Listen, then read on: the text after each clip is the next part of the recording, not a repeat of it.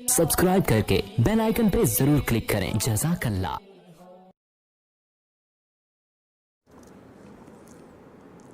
कद बढ़ाने के लिए क्या अमल करें, हाइट बढ़ाने के लिए क्या करना चाहिए और क्या खाना चाहिए? अब्दुर्रहमान साहब पेशावर से पूछते हैं।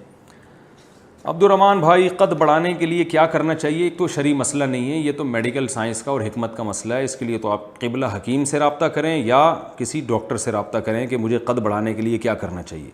लेकिन जब आपने पूछ ही लिया है तो मेरी जो टूटी फूटी नॉलेज है उस बारे में मैं बता दूं कि मैंने जहाँ तक सुना है, बाज़ डॉक्टरों से सुना है कि कद बढ़ा ही नहीं सकते आप, ये कुदरत की तरफ से होता है, कुछ भी कर लें। और बाज़ से हमने ये भी सुना है कि कद बढ़ाने के लिए जो दवाएं खाई जाती हैं वो हार्मोन्स को गड़बड़ कर देती हैं, उससे शायद कुछ थोड़ा बहुत कद बढ़ जाए, लेकिन अंदर से आदमी का जिस्म बहुत डिस्टर्ब होता है, कोई पेचीदा बीमारी लगने का ख़तरा होता है। तो बेहतर यही है कि आप कद को छोड़ दें अपने हाल पे और आप रूहानी कद बढ़ाने की कोशिश करें। बाज़ सहाबा छोटे कद के थे, कारनामे उनके बड़े बड़े थे। दुनिया में ऐसे बहुत से लोग गुजरे हैं जिनके जिस्मानी लिहाज से कद छोटे थे मगर कारनामे उन्होंने ऐसे किए कि इस लिहाज से रूहानी एतबार से उनके कद बहुत बड़े थे। तो आपको चाहिए कि आप अपनी जिस्मानी हाइट को बढ़ाने के बजाय आप रूहानी हाइट को बढ़ाने की कोशिश करें। इससे आपकी इज़्ज़त होगी दुनिया में भी और इंशाअल्लाह आखिरत में भी।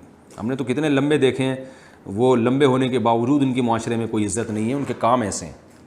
कब से दीत बन जाए सदाकत हो तो ऐसी हो मज़ारों